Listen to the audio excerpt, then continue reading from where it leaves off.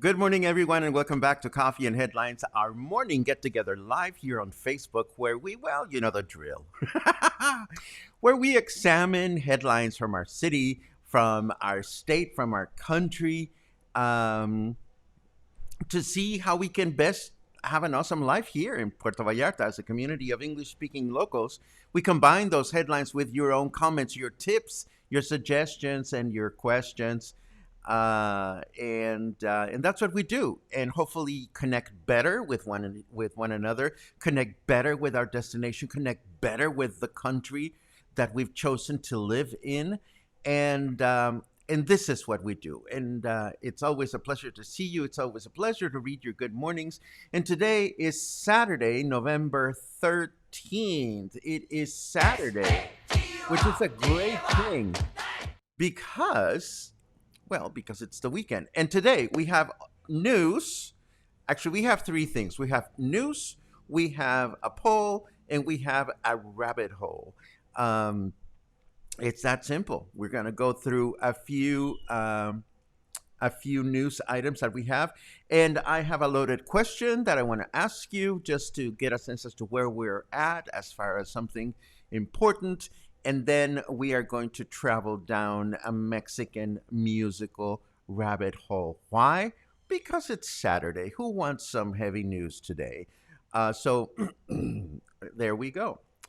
Let's see. Oh my goodness, this is great news. At least for our friend Matthew. I'm sorry, I jumped at this because I am a crazy Kindle user. I love a Kindle. And I hope it'll bring you lots of joy and pleasure. Matthew, I know that there are a lot of people out there that like to hold on to their books, and that's fine too. I love my Kindle because I can read everywhere and anywhere that I want. Anyhow, I am rambling, and I don't mean to. Let us get on with the news, and we'll take it from there.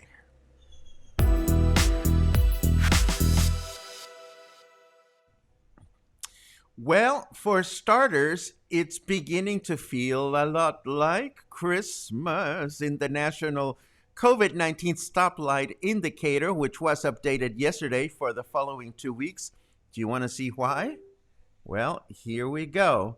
This is Mexico right now. We are almost entirely in the green. The only exception is Baja California Norte. And the rest of the country is in the green. And this is absolutely wonderful, good news. But just as a reminder, let us remember two important things. Number one, the state of Jalisco follows other rules, but I still wanted you to know this. And number two, remember that being in the green doesn't mean that we're free of the pandemic. It just means that the risk levels are low. So even in the green, we are expected to use a face mask in public places, and it is mandatory also in public transportation. So, how are we feeling about this? This is the question that I wanted to share with you. And this stems from an experience that I had this week. Without getting into a lot of details, this week I found myself for the first time at a bar in many, many, many months. And I found myself dealing with the process of being in a bar surrounded by people I don't know for the first time in a very, very long time. And it was a great exercise for me to just get a sense as to where my anxiety level was, how concerned or how unconcerned I felt. And I wanted to ask you a simple poll question. And I'm going to put this on, and I hope it'll show up on your screen.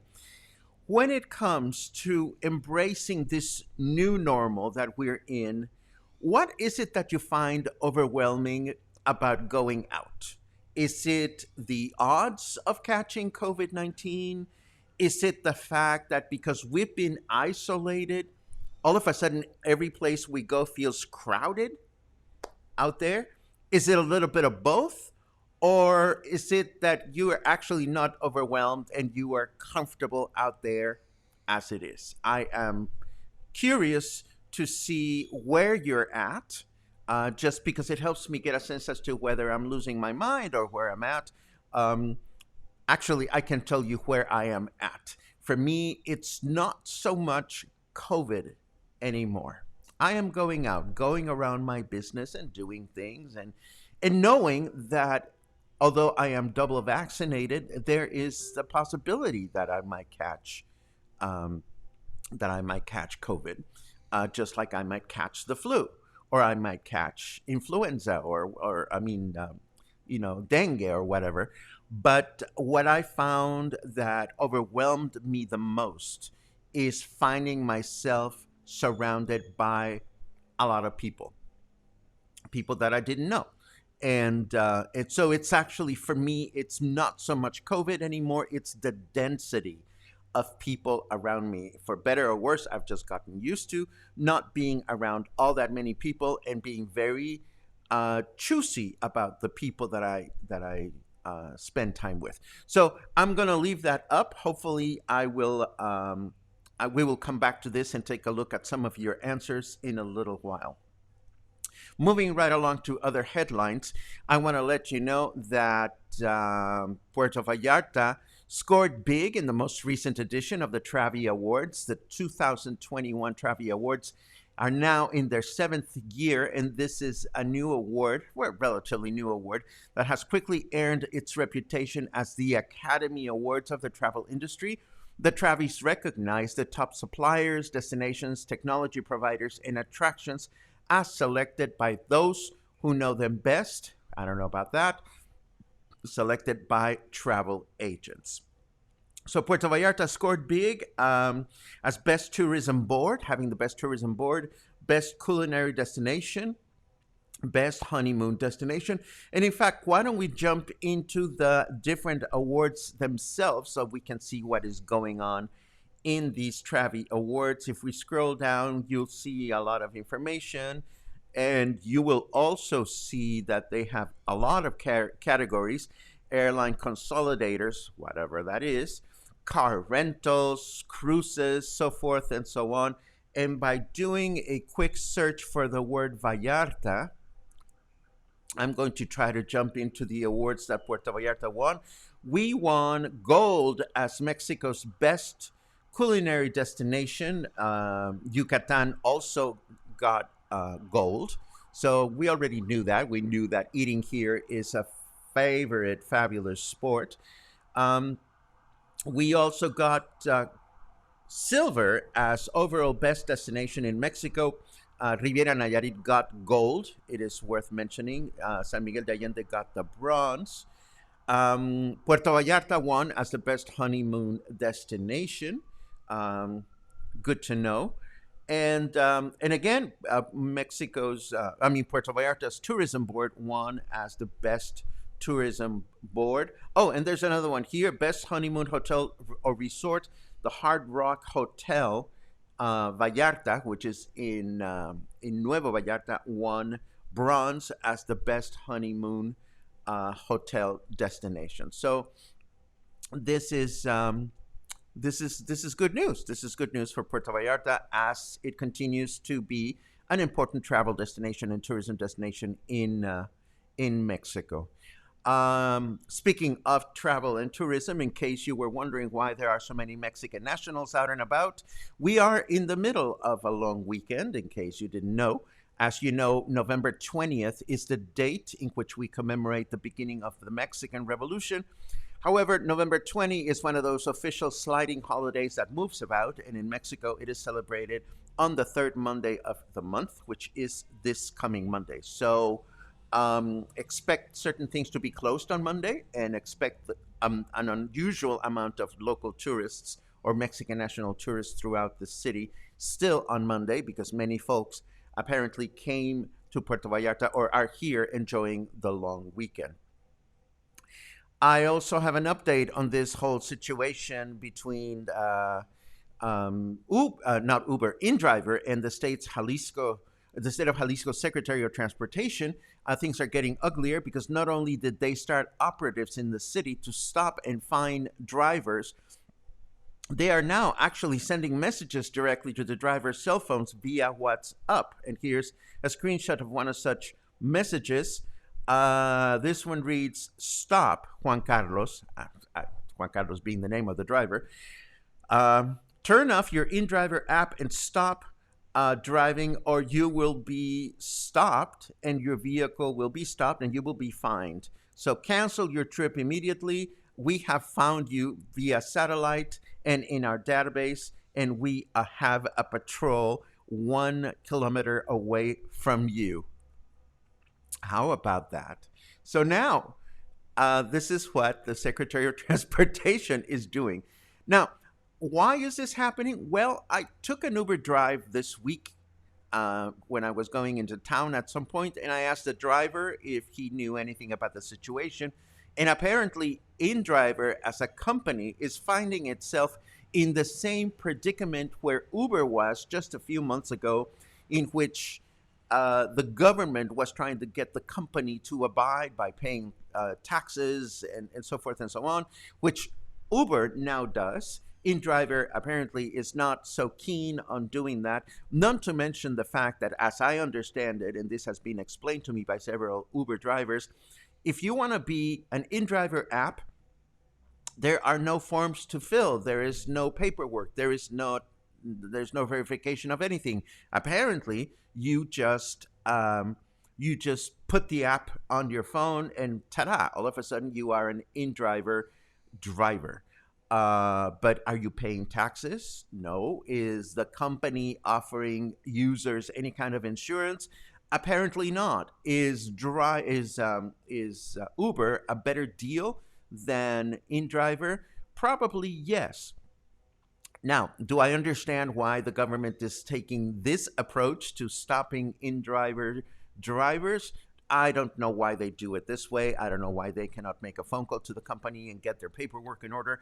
All I can say is this is what is happening now, and for better or worse, you may want to just take your precautions and maybe not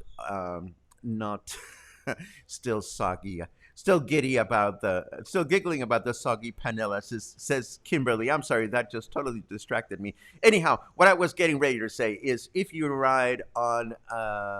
ask for an InDriver car to come pick you up here, there, or anywhere, you may be in for some kind of unexpected surprise, and we're going to leave it at that.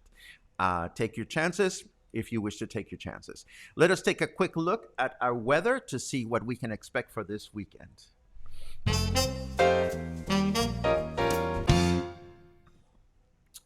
And And here we are. I'm going to skip that message because it's long and I don't understand it.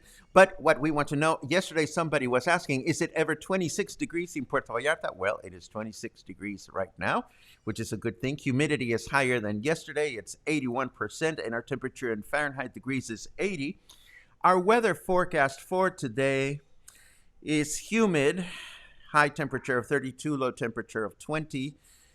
Tomorrow it's humid again, same high and low, 32 and 20. And we start the week with another humid and partly cloudy day with a high temperature of 30, low temperature of 19.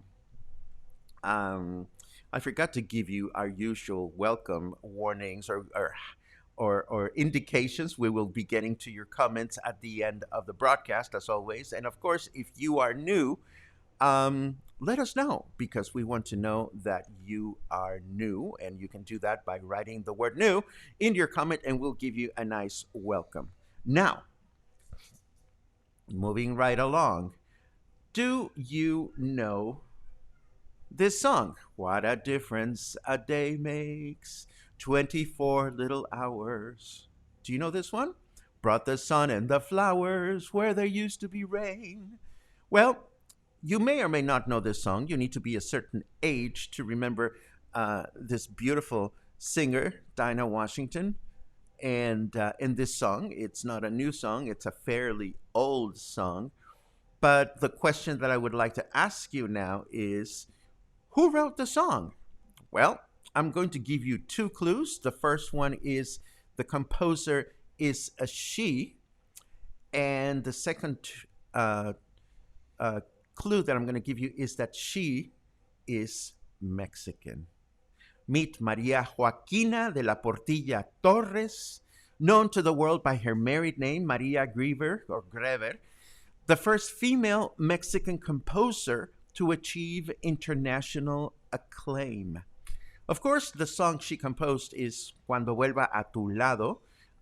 It was originally written in Spanish. Cuando vuelva a tu lado, no me niegues tus besos, que el amor que te ha dado no podrás olvidar, and so forth and so on. Beautiful song. She was born in 1885 in León, Guanajuato, where the hot air balloon festival is now taking place. I noticed that one of our regular viewers, Dale, is coming back from the hot air balloon festival in León. I have seen it in person, and it is a phenomenal festival. But I digress.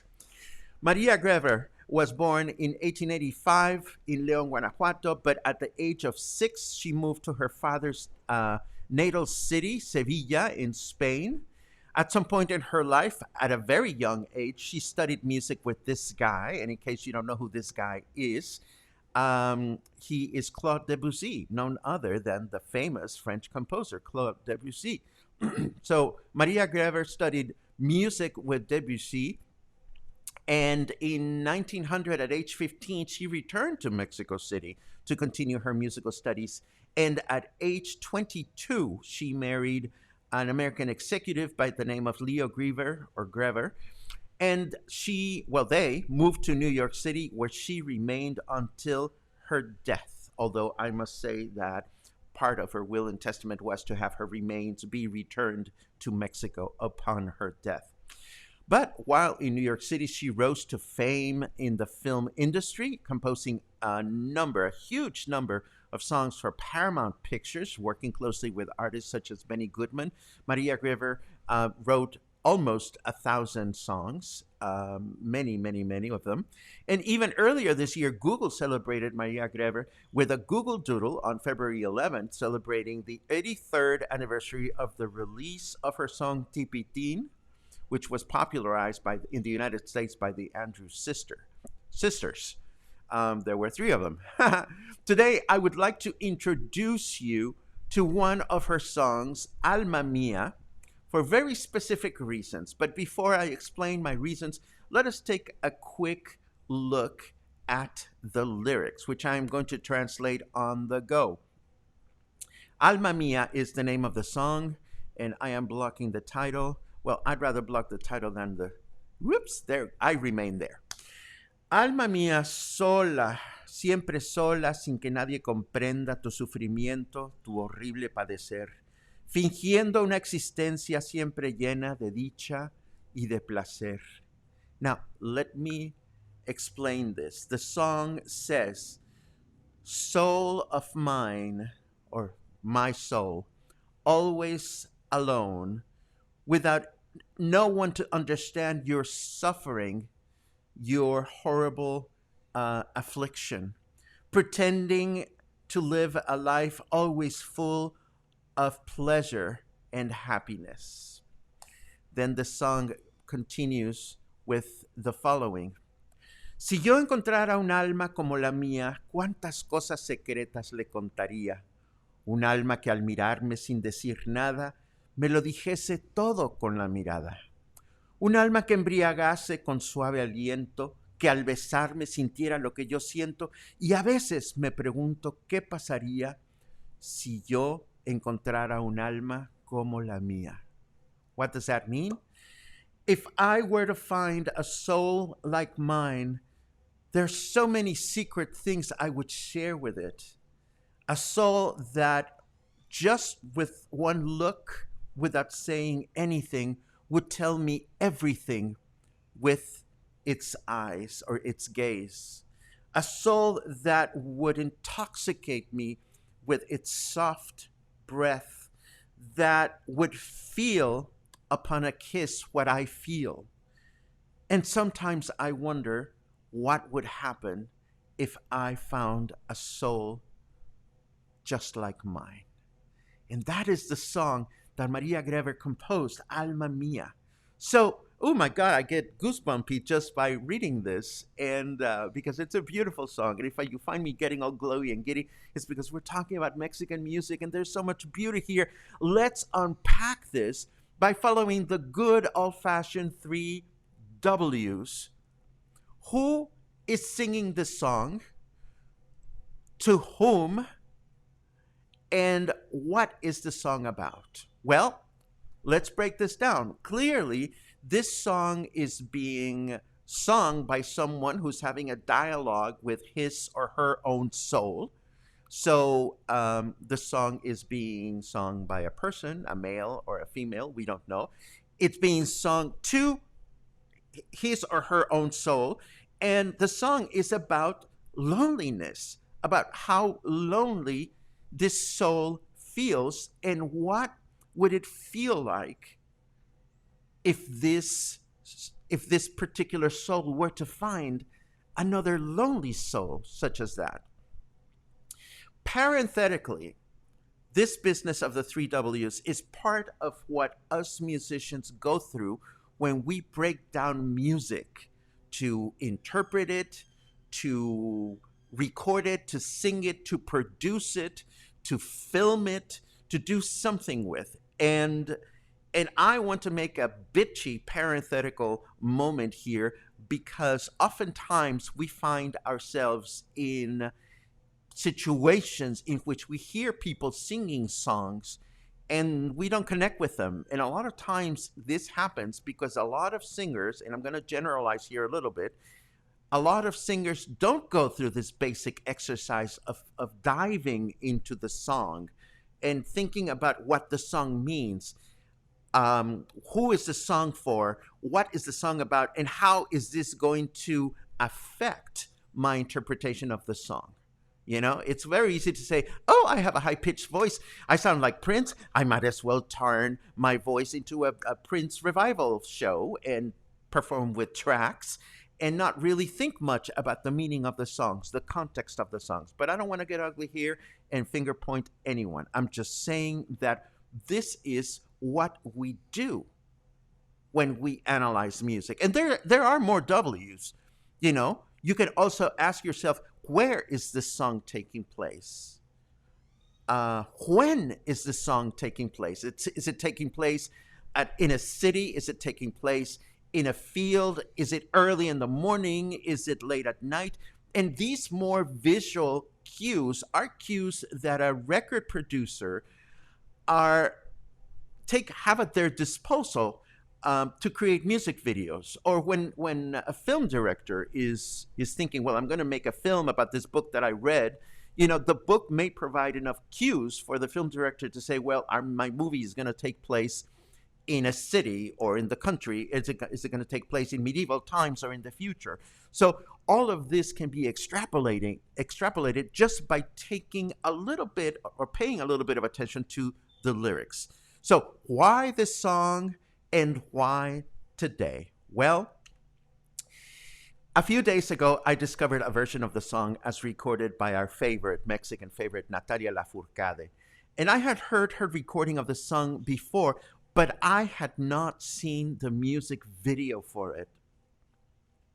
Aside from becoming quite an ambassador for traditional Mexican music, Natalia Lafourcade, seems to constantly surround herself with creative minds that help her push all sorts of new boundaries through her interpretations of not classic, but traditional Mexican songs. So how do the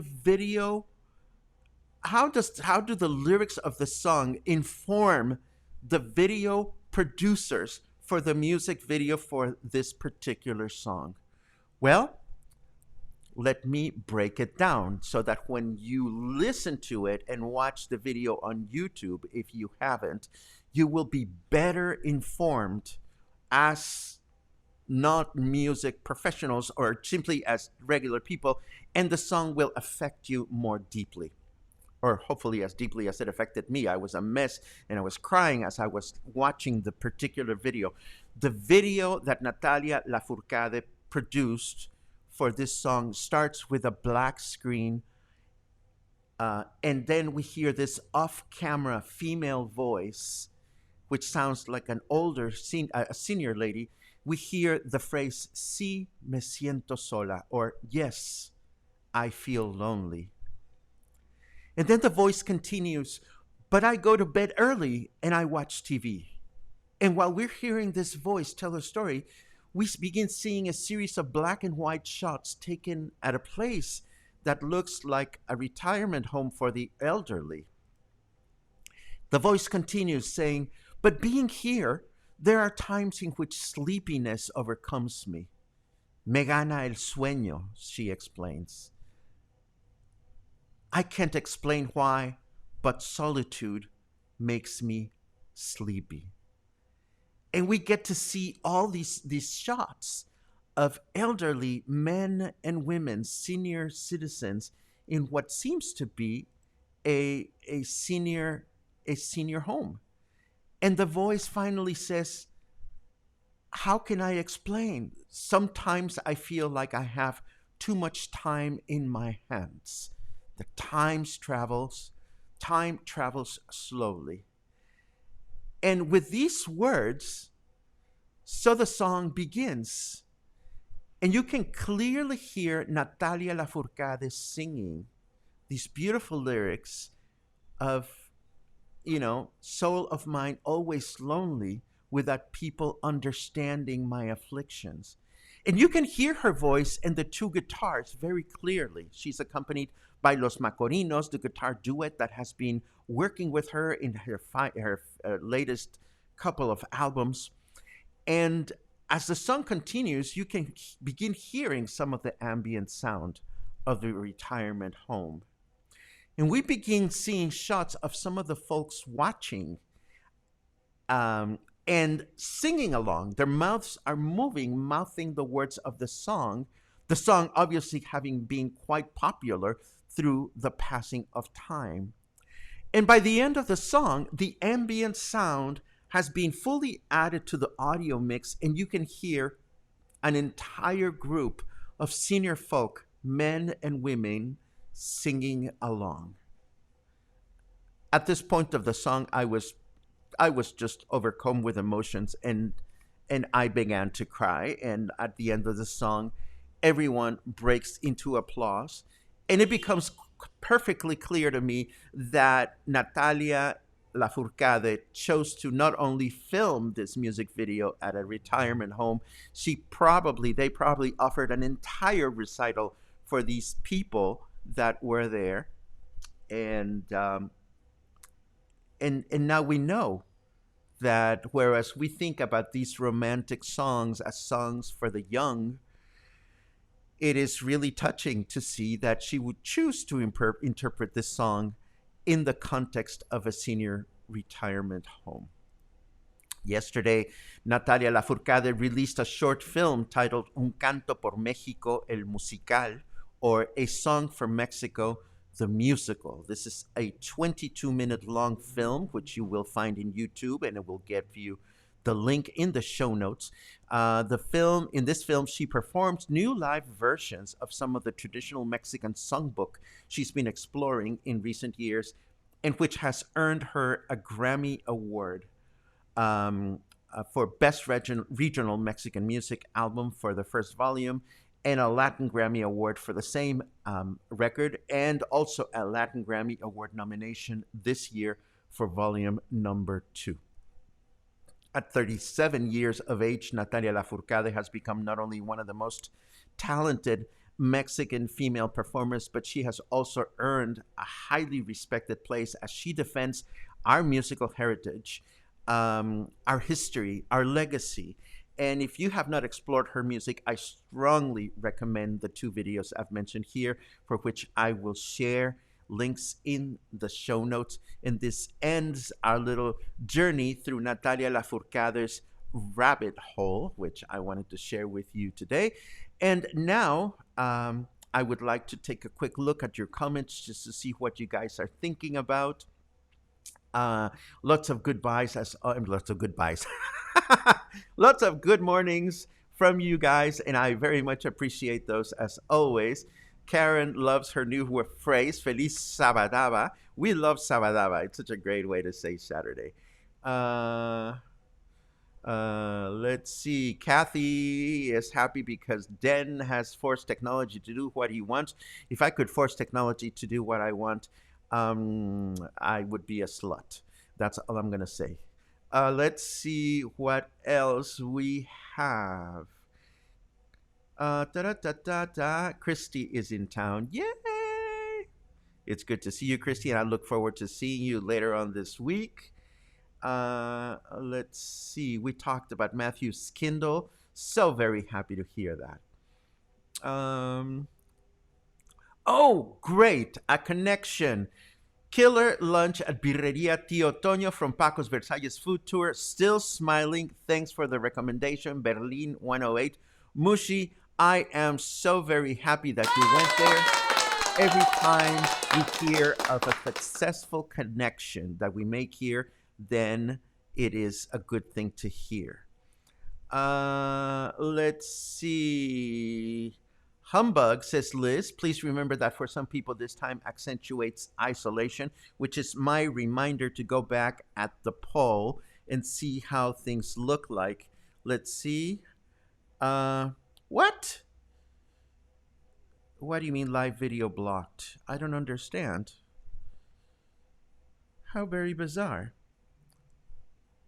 How very bizarre. I got a message that my live video is blocked. How queer. Well, anyhow, I don't know why we got that message, but let me show you the results of your poll. And unless you're no longer here?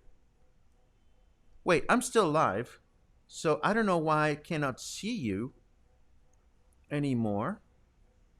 Can somebody write a comment just to make sure that you are still here? That's so bizarre. Anyhow, I'm going to continue with this just because I don't know what's going on. Let's see. Here are the results from the video from the question that I asked you. When it comes to embracing the new normal, it seems to me that 10% are concerned about the odds of catching COVID-19, 21% are concerned about the crowdedness, 43% are concerned about a little bit of both, and 27% are not overwhelmed at all. So it's like a little bit, it seems to be like we're a little bit of everywhere, and I suppose that's just the way it is. Interesting. Okay, so now looking at your comments, going back to what we were talking about, let us take a quick look. Pum, pum, pum, pum, pum. Interesting. Glee Audrey asks, screen frozen or just me? I actually don't have an answer for you because all of a sudden I got this message saying that my live video was blocked and I don't understand why. And I'm not seeing that any of you are watching. Very bizarre, very bizarre. I'll get to that after the broadcast.